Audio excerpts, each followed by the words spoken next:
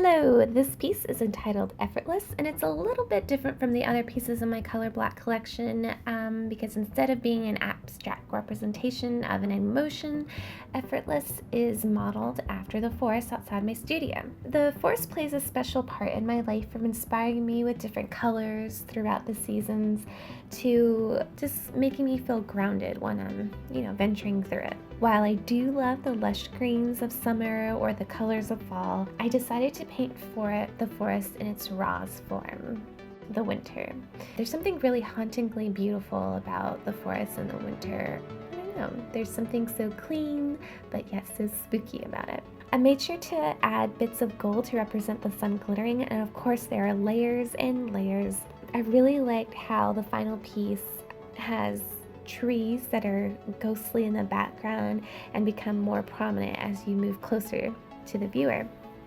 Speaking of ghosts, I tried to find a paranormal encounter of ghosts in the forest, but was surprised to not find any. If you have one or know of one, let me know. But fear not, I found this week's story in the British Medical Journal, authored by Dr. Azuonye, Azuonye, in 1997. Okay, there was this woman, let's call her Mary.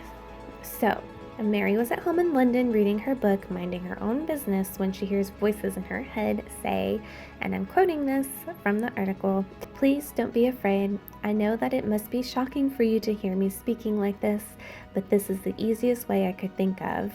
My friend and I used to work at Children's Hospital, Great Ormond Street, and we would like to help you." End quote. She had no connection to the hospital and was freaked out. They went on to tell her what to get checked, but it was too late because she thought she had gone crazy. That's when she went to see the author of the paper, who's a psychiatrist. He diagnosed her with functioning hallucinatory psychosis and treated her with thorazine. After that, like a couple weeks, the voices stopped, so she went on vacation to celebrate. But even though she was still on her meds, the voices came back. They urged her to get back to London and get immediate help. She saw the author again and let him know that the voices gave her an address this time, which led her to a computerized tomography department in a large hospital.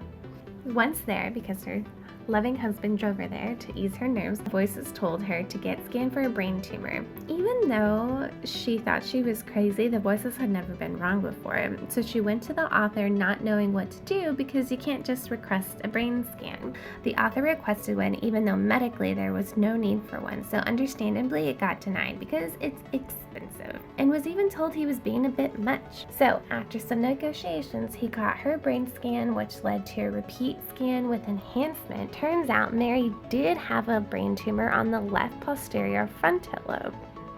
When the neurosurgeon came to discuss the pros and cons of surgery and then the final surgery plans, the voices agreed with the plan. Once Mary regained consciousness after surgery, the voices said, and I'm quoting, "We are pleased to have helped you. Goodbye." End quote. And she never heard the voices again. She was taken off of all her meds and now lives a happy, normal life. This is the first case, and I think only, of its kind. I know. All right, I'll see you next week. Bye.